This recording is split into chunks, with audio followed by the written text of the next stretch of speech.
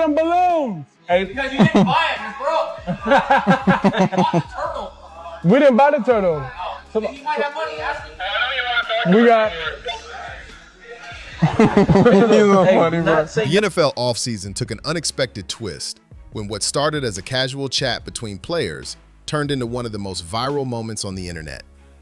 Shedeur Sanders, a quarterback constantly in the spotlight, found himself at the heart of the clip once more. It wasn't about a throw or his last name.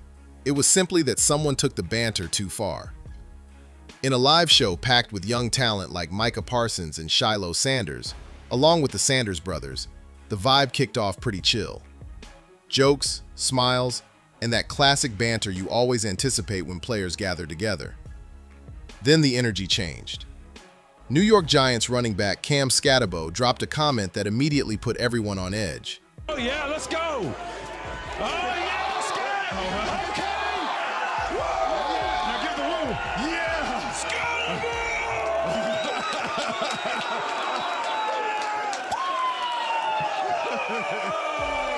He joked about Shedeur being broke, linking it to his draft position and contract situation.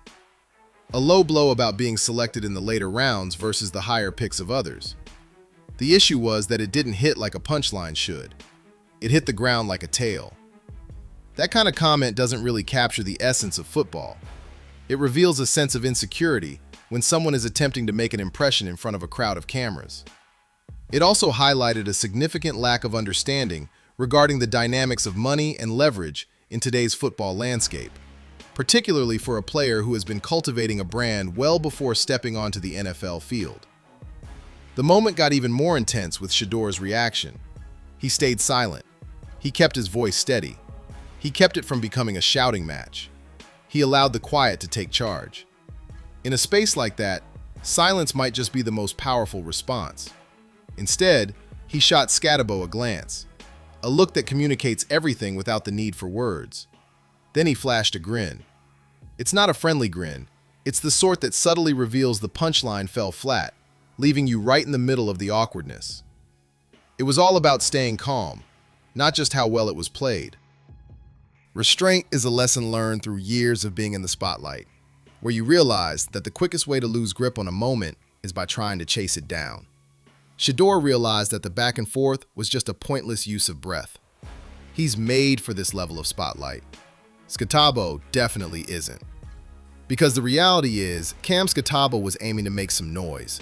He was aiming to assert himself, attempting to establish his presence in a setting where more prominent figures were already commanding attention.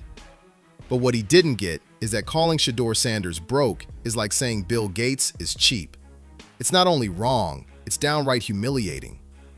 You've likely come across folks throwing around stats, jersey sales, endorsements, and all that jazz. Even without diving into the details, the main takeaway is straightforward. Shedeur is definitely standing out from the typical rookie vibe. He's running things like a well-oiled machine, and that's exactly why the insult fell flat. It just couldn't connect. When you're engaging with someone who's established a strong brand identity and knows how to leverage attention as a valuable asset, it's not just about a player looking at their bank balance. It's about a platform that generates value every time the camera lights up. That's the part Skattebo overlooked. It only gets more revealing from here, as the next layer isn't focused on what Shedeur makes from a contract. It focuses on the choices he makes when real cash is on the line, and whether he approaches it like an athlete aiming for a big win, or like a business leader constructing a legacy. He reportedly went above and beyond a simple endorsement deal, aiming for additional benefits. The narrative that began to spread was that rather than approaching it as a standard sponsorship, he sought an equity-style involvement, aiming for a stake linked to long-term value. The way he set up his contract. He included an equity clause in his contract with Gatorade. That clause essentially stated, "I'm not just present as a name or a figure. I want a piece of what's being created from my contributions. I want to take charge of the result." That clause basically just kept his entry intact. He left with his updated contract status and asserted his claim over his ex. Regardless of whether the specific terms used online are spot on, it's the idea that really counts. Cash serves as a form of payment. Owning something gives you power. A tiny slice of a big brand can outshine a flashy headline figure, especially if the business continues to expand. That's the way to transition from earning cash to creating lasting wealth. The type that transcends a playing career and evolves into something legendary. And that's exactly why the broke line was never going to hit the way Skattebo imagined it would. If you're aiming at someone whose business strategy focuses on long-term positioning, you're not really revealing anything about him. You're putting yourself out there. The endorsement buzz surrounding Shedeur has been consistent for years. Fans online are quick to throw around massive dollar amounts for his contracts, question if a player has truly earned it, and engage in heated discussions about draft positions as if they represent a financial limit. However, the way modern athletes handle their finances has changed significantly. It's not just about your draft position. It's all about capturing attention, creating brand gravity, and determining if companies trust you to drive sales and influence culture. That's why brands such as Gatorade and Nike keep a close eye on the same factors. It's more than just the highlights. It's about the impact, the persona, and the way fans react when they see your name trending. The jersey discussion is often oversimplified by many people. Players have various opportunities to earn from officially licensed merchandise, which can vary based on their agreements and the licensing framework in place. The precise splits can't be taken for granted from a viral post, but the main idea remains valid. When your jersey turns into a must-have item, when fans scoop it up because they connect with your journey, that opens up a new stream of income. And the majority of players never experience at a significant level. For the very first time ever, a fifth-round pick has topped the charts in jersey sales. Absolutely, no one is tuning in to the third and fourth rounds quite like we are. Sanders has sold more jerseys than any other rookie this year. Among the top 10 jersey sellers, 375,000 jerseys were sold to align with his NFL contract. At times, the brand holds more weight than where a player is picked in the draft. At Brokeline, he wasn't merely cracking a bad joke. He clearly doesn't grasp the distinction between contract money and brand wealth, nor the difference between a paycheck and a portfolio. And he totally overlooked one more thing. In the current league, players don't always need to respond aggressively. The internet takes care of it for them. When you throw a cheap shot at a controversial, well-known figure, expect the penalty flag to come flying in.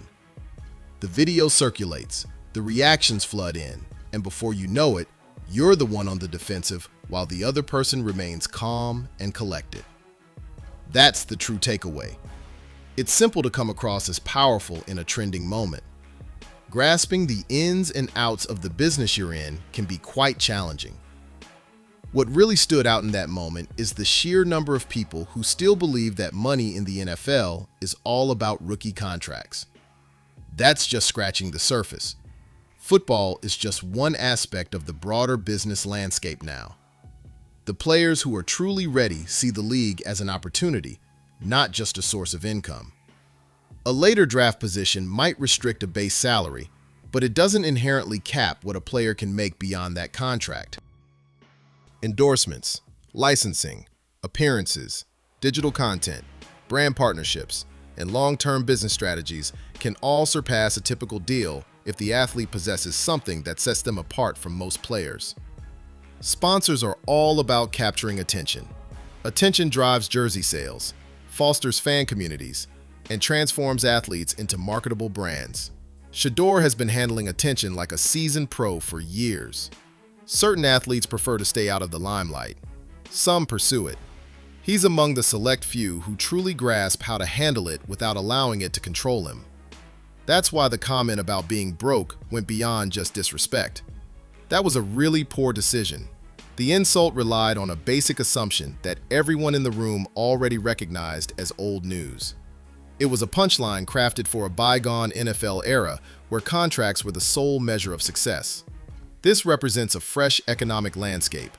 In this scenario, the athlete who maintains their cool during a viral moment can safeguard their reputation. The player who loses control turns into the highlight reel. In that clip, Shedeur played it cool and didn't fall for the trap. So the focus shifted away from his frustration. It clung to the other guy's desperation. That's the vibe people were getting in the moment. It's not just about the words, it's about the intention driving them. To be real, the motive was clear as day. Skattebo wasn't exactly having a conversation with Shedeur. He was chatting it up with the cameras.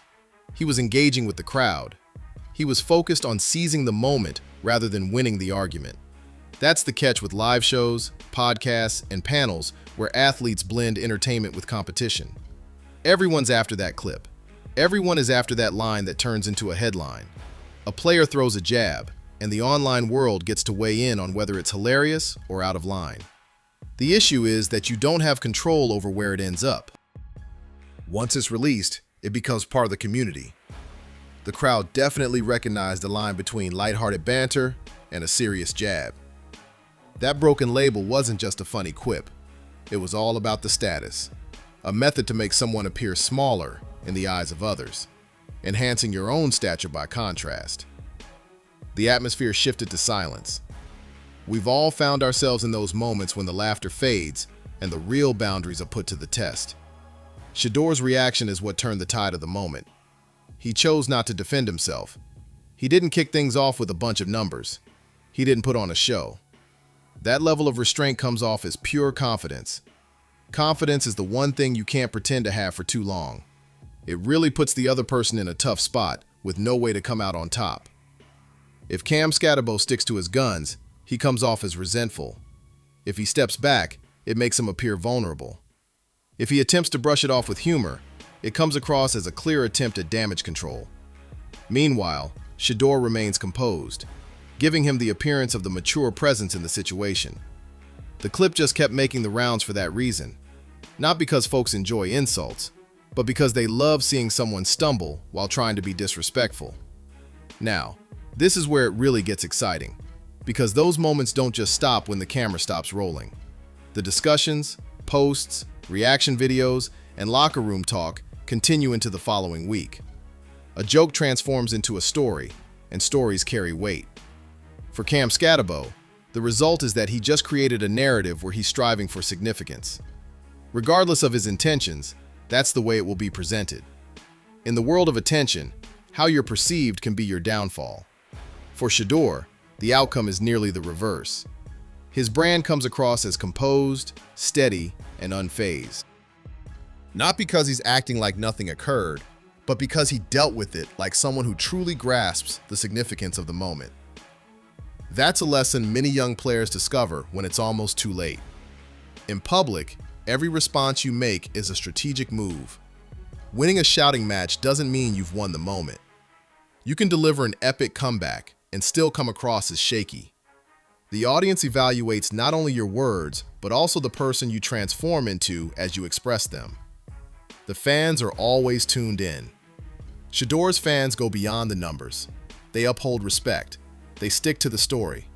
They chase after anything that resembles a slight.